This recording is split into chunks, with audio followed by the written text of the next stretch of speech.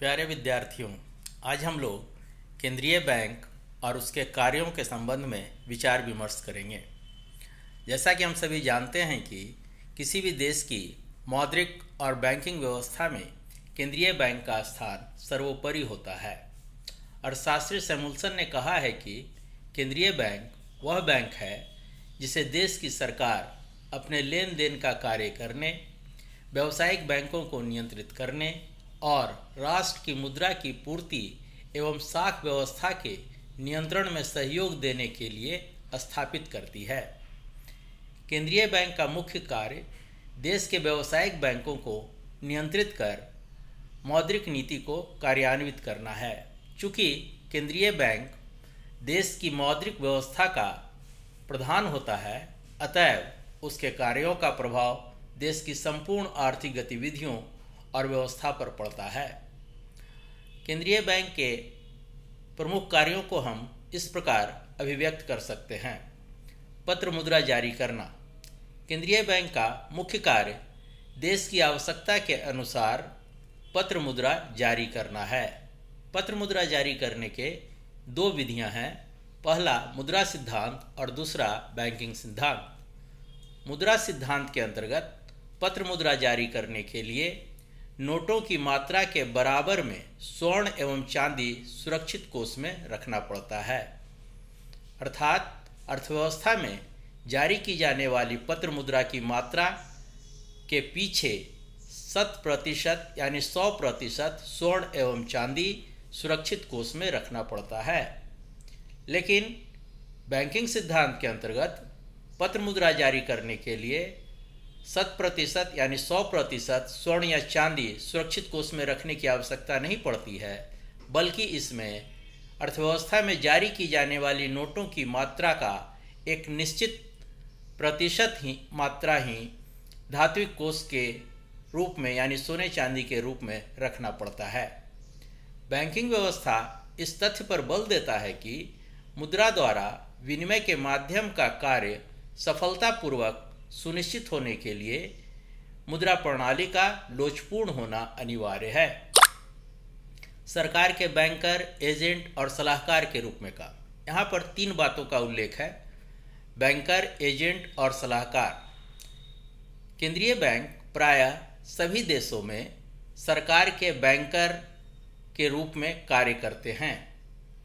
Banker के रूप में केंद्रीय बैंक सरकारी विभागों, प्रांतीय एवं स्थानीय सरकारों तथा विभिन्न परिषदों एवं निगमों की आय को एकत्रित कर जमा के रूप में अपने पास रखता है, जिसे सरकार समय समय पर अपनी आवश्यकता के अनुसार खर्च करती है।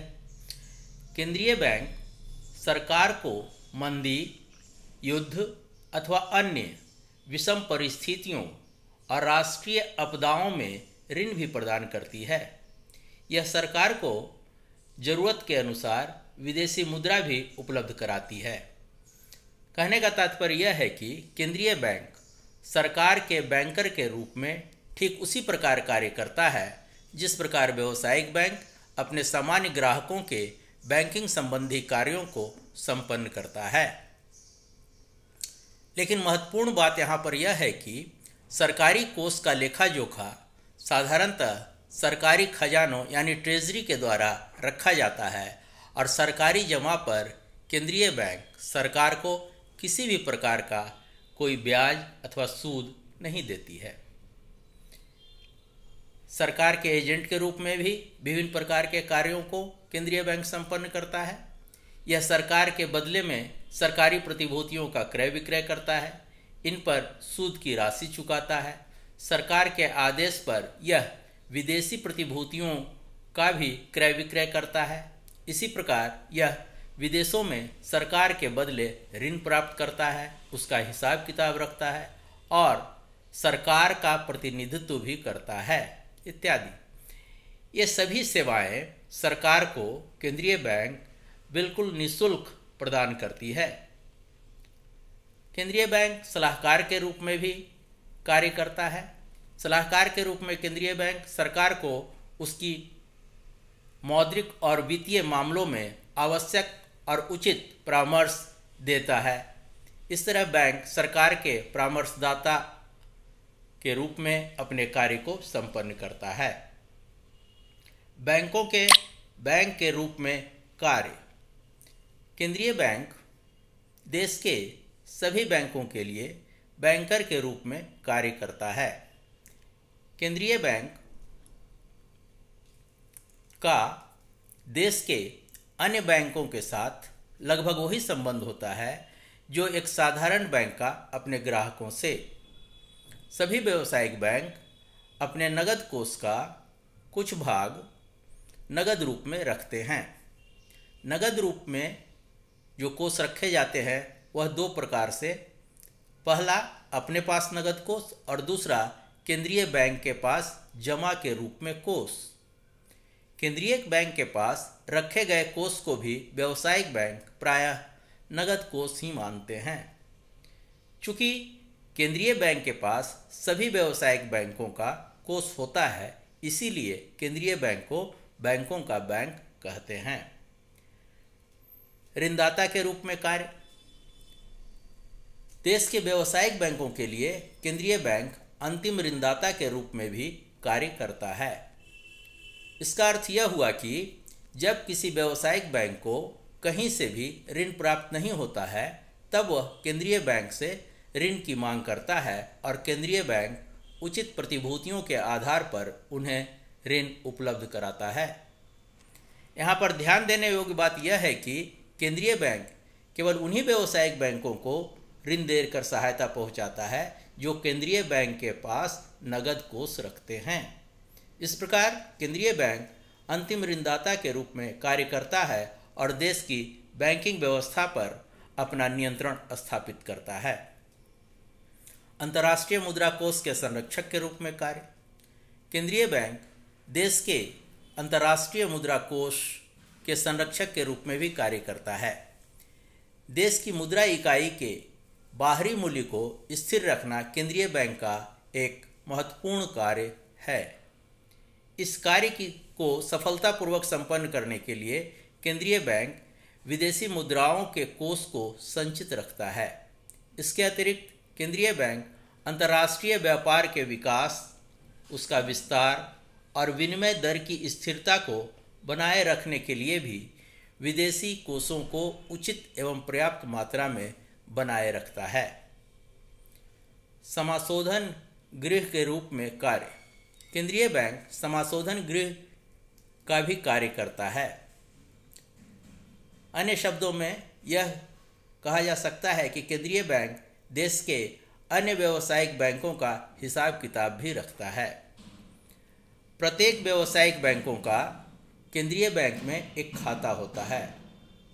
व्यावसायिक बैंकों के पास जब अन्य व्यावसायिक बैंकों का चेक भुगतान हेतु आते हैं तो वह उन सभी चेकों को केंद्रीय बैंक के पास भेज देते हैं और केंद्रीय बैंक जिसके पास सभी बैंकों का कोष होता है से व्यावसायिक बैंकों के आपसी भुगतान को संपन्न करता है। यानी विभिन्न बैंकों का आपसी भुगतान का क्लियरेंस केंद्रीय बैंक अपने स्तर से कर देता है। इस प्रकार केंद्रीय बैंक क्लियरिंग हाउस के रूप में कार्य करता है और देश के अंदर व्यापारिक गतिविधियों को सरल बनाता है। साख नियंत्रण का कार्य। वास्तव में देखा जाए तो केंद्रीय बैंक का सबसे महत्वपूर्ण कार्य व्यावसायिक बैंकों की साख सृजन संबंधी क्रियाकलापों पर नियंत्रण रखना है। साख नियंत्रण से अभिप्राय साख मुद्रा की मात्रा में देश की मौद्रिक आवश्यकता के अनुसार कमी अथवा वृद्धि करना है। साख मुद्रा का आवश्यकता से अधिक प्रसार अर्थव्यवस्था में मुद्रास्फीति की स्थिति उत्पन्न कर देती है। अतएव केंद्रीय बैंक साख की मात्रा को नियंत्रित करते हुए इसे एक निश्चित सीमा के अंदर रखने का प्रयास करता है। साख नियंत्रण की दो विधियां हैं, परिमाणात्मक और गुणात्मक। परिमाणात्मक विधियों के अंतर्गत बैंक दर की नीति खुले बाजार की क्रिया और नगद शेष अनुपात में परिवर्तन की नीति शामिल है, जबकि गुणात्मक विधियों के अंतर्गत साख की राशनिंग,